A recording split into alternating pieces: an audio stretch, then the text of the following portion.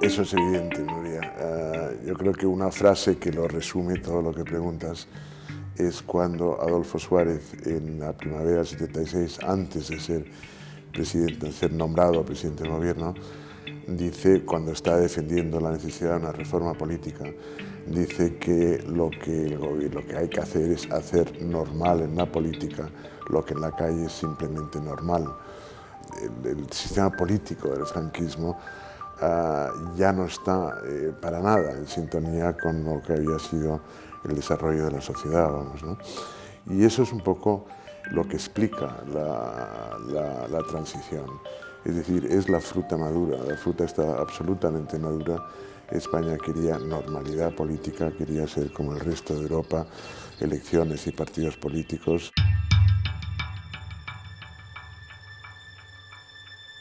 Los franquistas que están en las cortes de Franco, según la democracia orgánica, que aprueban la reforma política es en el otoño del año 76 y que va a hacer posible las elecciones del año siguiente, constituyentes, esos que votan la reforma política, esos no vuelven. Realmente eso es un harakiri, vamos, ¿no? Yo creo que no lo creían, ¿eh?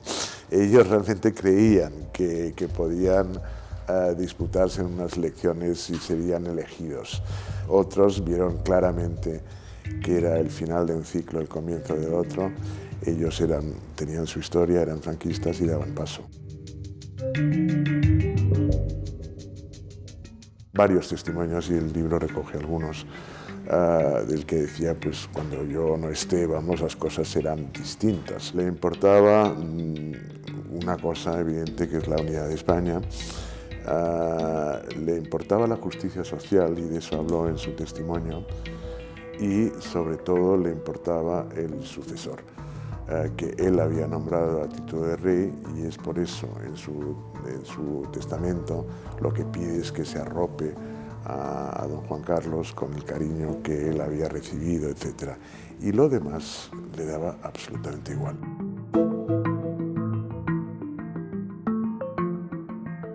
Una de las reflexiones en el libro, y que me imagino que se sustenta, es que precisamente porque era tan fácil, o porque había tanto consenso, había tantas ganas de reconciliación y libertades, etc., que con las constituyentes no miran un poco línea por línea lo de la Constitución. Desde luego no hay demasiado debate, y de hecho no lo hay luego, vamos, cuando se desarrolla la Constitución, mucho énfasis en la separación de poderes, en la independencia judicial, que es curioso, porque se viene de un poder ilimitado. Se hace, que enlaza un poco con lo del poder ilimitado, una Constitución para durar.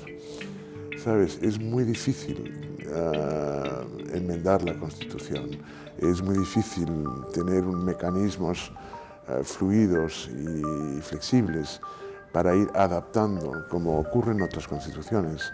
Es bastante chocante que en 40 años no se haya enmendado prácticamente nada, vamos, ¿no?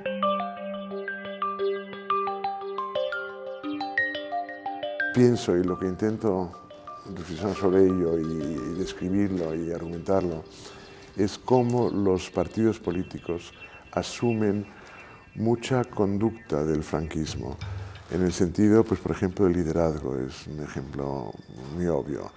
El que los partidos políticos se constituyen en aparatos opacos, casi endogámicos, o consecuentemente endogámicos, el reparto del poder y tal y que cual, que no es un sistema político bastante cerrado. No está abierto, pues, a nuevas generaciones, no está abierto al debate interno. Es la idea esa de el que se mueve no sale en la foto, o las listas las hago yo. Pues eso es pura teoría política franquista, ¿no?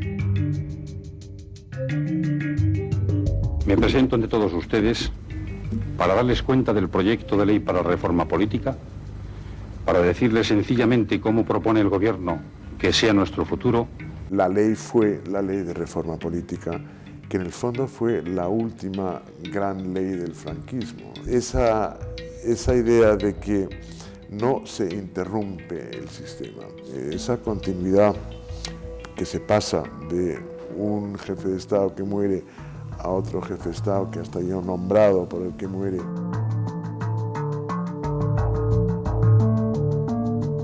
Carrero Blanco es una persona interesantísima, vamos, muy interesante para entender el franquismo, pero muy interesante porque él era monárquico como lo era Franco, de una manera sentimental, que no lo era el franquismo, vamos, para nada. Entonces él consulta a don Juan Carlos los nombramientos de su gobierno. Y el príncipe de España, que era el título que tenía don Juan Carlos, está muy a gusto con esto. Pero en diciembre, el 20 de diciembre de 73, es el magnicidio de Carrero Blanco, y ante la sorpresa generalizada, Arias Navarro es nombrado, no Fernández Miranda, que lo esperaba, pero sí Arias Navarro es nombrado presidente del gobierno, y echa a todo ese gobierno del príncipe. Nombra gobiernos un gobierno muy del búnker, mucho más integrista, y don Juan Carlos se va a la Zarzuela y, digamos, se retira a sus cuarteles de invierno y empieza a ver a gente de la oposición, o desde luego gente fuera del ámbito del régimen. Él esto no lo había conocido nunca. Consigue ver a una pluralidad de españoles de su generación que no comulgan con el régimen. Y entonces don Juan Carlos se hace una idea muy clara de lo que tiene por delante. Es decir, que hay una demanda generalizada por romper con el franquismo, que se quiere integrarse en Europa, que se quiere partidos políticos y elecciones, que se quiere, por supuesto, reconciliación y las libertades públicas, etc.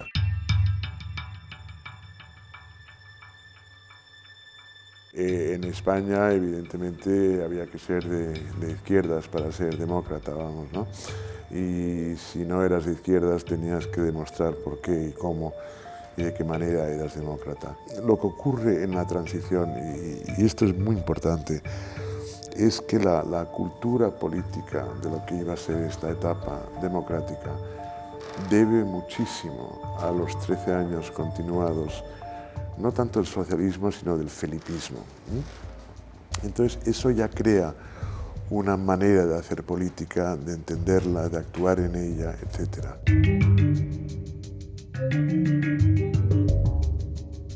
Podríamos poner aquí un árbol, ya con nuevos frutos, nacido 40 años después, con otras frutas ahí listas para recogerlas, pero esta vez cuidarlas un poco mejor.